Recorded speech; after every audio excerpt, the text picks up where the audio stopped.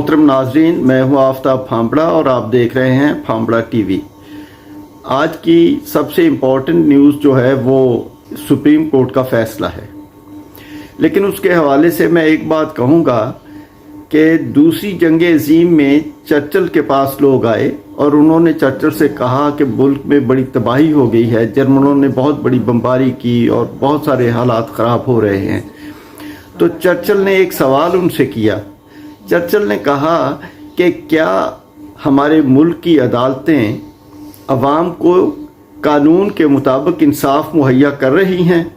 तो अवाम ने कहा कि हाँ। तो उन्होंने कहा कि फिर आपको घबराने की ज़रूरत नहीं है, बल्कि आप अपने आराम से जाएं, आपके मुल्क को कुछ नहीं होगा। आज चर्चिल की उस कहावत को हमारी अदालतों ने सही साबित किया कि हमारी अदालतों ने इंसाफ के मुताबिक, कानून के मुताबिक फ़ैसला दिया। जब आइन में लिखा है कि असम्बली अगर डिज़ोल्व की जाए तो 90 रोज़ के अंदर इलेक्शन होने हैं, तो फिर 90 रोज़ के अंदर ही इलेक्शन होने हैं। हमारे पास कोई इख्तियार नहीं है कि हम उसको डिले करें। और उन कौमों ने तरक्की की है दुनिया में जिन्होंने कानून की और आइन की पासदारी की है। वो कौमें जो आइन और कानून से बाहर चली गईं, उन्होंने तरक्की नहीं की, बल्कि वो पूरी दुनिया के आगे तमाशा बन गईं और तोड़ फोड़ का शिकार हो गई।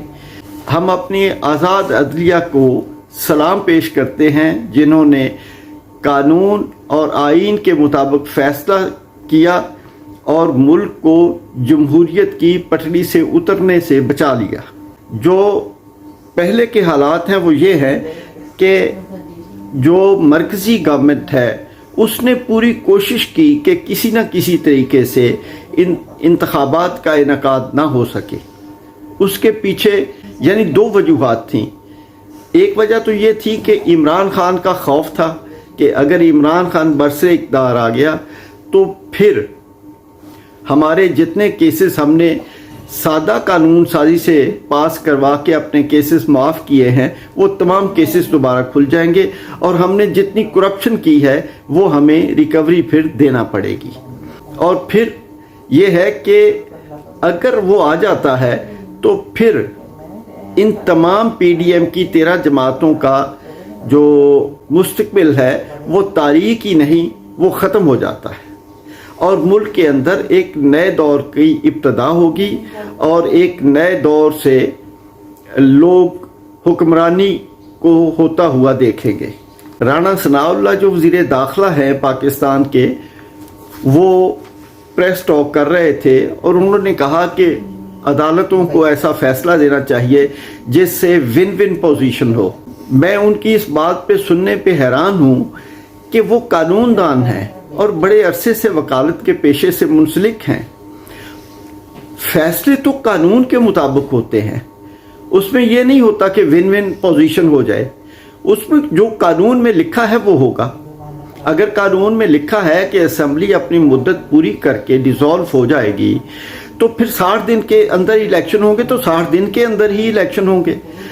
और अगर असम्बली को पहले डिज़ोल्व कर दिया जाए कानून के मुताबिक तो फिर इंतखाबात जो है वो 90 रोज़ के अंदर होंगे और उसका मतलब है 90 रोज़ के अंदर होंगे। और जैसा मैंने पहले कहा कि वो कौमें जिन्होंने दुनिया में मुकाम हासिल किया, उन्होंने कानून और आइन का इत्तलाक किया अपने ऊपर, अपने मुआशरों में, अपने मुल्कों में, अपनी रियासत में, और इस वजह से वो कानून के ऊपर खड़ी होके तरक्की कर गई और दुनिया में बहुत आगे चली गई। हम एटमी ताकत तो बन गए, लेकिन कितने अफसोस की बात है कि इसके बावजूद हम कानून के पाबंद ना हो सके। अगर ये अवाम 1947 में पाकिस्तान एक वोट के ज़रिए बना सकते हैं, एक अवामी जिद्दोजहद के बलबूते पर बना सकते हैं, तो फिर आज अवाम तरक्की करके तालीम में बहुत आगे जा चुके हैं और उनकी सोचों में बड़ी मैच्योरिटी आ चुकी है, वो बेहतर फ़ैसला कर सकते हैं। तो जब पूरी दुनिया में जमहूरियतों में जब किसी मसले का कोई हल नज़र ना आए तो फिर अवाम के पास जाया जाता है। اور عوام کے پاس جانے کا یہی ایک طریقہ ہے کہ آپ چلے جائیں، الیکشن ہو جائے اور الیکشن میں پتہ چل جائے کہ عوام اپنا حق رائے دہی کس طرف استعمال کرتے ہیں. اس سے عوام کی رائے کا اظہار ہو جائے گا اور اس مسئلے کے حل کے لیے پہنچنے میں مدد ملے گی.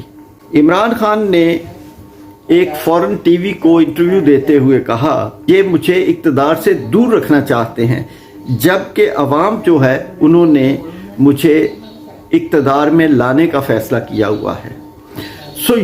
یہ فرق ہے ایک عوامی لیڈر کا اور ایک ایسے، اسے میں لیڈر تو نہیں کہوں گا، ایک ایسے پاور تھرسٹی آدمی کا جو ریاست کے ستونوں کا سہارا لے کے اپنی حکومت کو دوام بخشے، عوام کے پاس جانے سے گھبرائے. یہ ایک فرق ہے. فیصلہ آ گیا اور فیصلے میں حکومت نے الیکشن کمیشن کے دیے ہوئے فیصلے کو، جس میں 8 اکتوبر کی تاریخ دی گئی تھی، اس فیصلے کو رد کر دیا، اسے کالعدم قرار دے دیا اور باقاعدہ انتخابات کا شیڈول جاری کر دیا. اور انہوں نے محکموں کو، تمام محکموں کو، وزارت خزانہ کو، وزارت دفاع کو اور جتنے بھی ادارے ہیں ان کو پابند کیا کہ وہ 90 روز کے اندر الیکشن کرائیں. 13 دن کے ضائع ہونے سے جو الیکشن کمیشن نے کیے تھے ان کے ضائع ہونے سے انہوں نے تاریخ کو بڑھایا اور 14 مئی انتخابات کی ڈیٹ رکھی. اور دوسرا ان کا بڑا امپورٹنٹ فیصلہ تھا، وہ انہوں نے 6 رکنی ایک بینچ بنایا جو قاضی صاحب کے، قاضی فائز عیسیٰ کے فیصلے کے اوپر، جو انہوں نے فیصلہ دیا تھا 2-1 کے اکثریت سے انہوں نے فیصلہ دیا تھا، اس کے اوپر انہوں نے بینچ بنایا اور اس بینچ نے قاضی صاحب کے اس فیصلے کو ہوا میں اڑا دیا. قاضی صاحب کا فیصلہ جو تھا وہ غیر قانونی اس لیے بھی تھا کہ انہوں نے فیصلہ اس چیز پہ دیا جو ان کے سامنے ہی نہیں تھی. ان کے سامنے تو مسئلہ درپیش تھا کہ حافظ قرآن کو میڈیکل میں داخلے کے لیے 20 نمبر ملنے چاہیے یا نہیں، فیصلہ اس پہ دینا تھا. تو انہوں نے اس پہ تو فیصلہ دیا نہیں، لیکن اسی کیس میں کسی اور چیز کا فیصلہ دے دیا. وہ فیصلہ جو ہے وہ 6 رکنی بینچ نے ختم کر دیا. لیکن ایک بات میں پوچھتا ہوں کہ قاضی صاحب نے جو حدیبیہ پیپر مل جو تھی اس کے کیس کو ختم کیا، وہ کن بنیادوں پہ کیا؟ کیونکہ اب تو فیصلہ ہو چکا، اس کو کئی سال گزر گئے، انہوں نے فیصلہ دیا، اور کس بنیاد پہ انہوں نے اس کو ختم کیا یہ قاضی صاحب بھی بتا سکتے ہیں. اور دوسرے نمبر پہ کیا جو ججز ہیں ان کے اوپر پاکستان کے قوانین کا اطلاق نہیں ہوتا؟ اگر جج جو ہے یا قاضی جو ہے کسی کرپشن کا مرتکب ہو جائے تو اس کے لیے کیا قانون ہے؟ یہ ساری چیزیں غور طلب ہیں. میں نے سنا ہے میڈیا میں کہ پتہ نہیں پاکستان میں کیا ہو جائے گا، حکومت مانے گی نہیں، حکومت نے رد کر دیا اس فیصلے کو. حکومت کے پاس یہ اختیار نہیں ہے کہ وہ آئینی طور پر سپریم کورٹ کے یا عدالتوں کے کیے ہوئے فیصلوں کو رد کرے یا قبول کرے. یہ ہمارے پاس اختیار موجود نہیں ہے. جب فیصلہ ہو جائے تو فیصلہ ہونے کے بعد اس پہ عمل کرنا ہوتا ہے، اور ریاست اور اس کے تمام ادارے پابند ہیں اس پہ عمل کرنے کے، کوئی بھی فیصلہ ہو.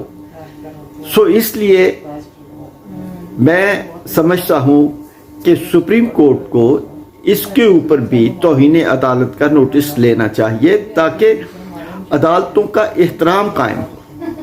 اس کے ساتھ ہی اجازت چاہوں گا. اللہ حافظ. پاکستان زندہ باد.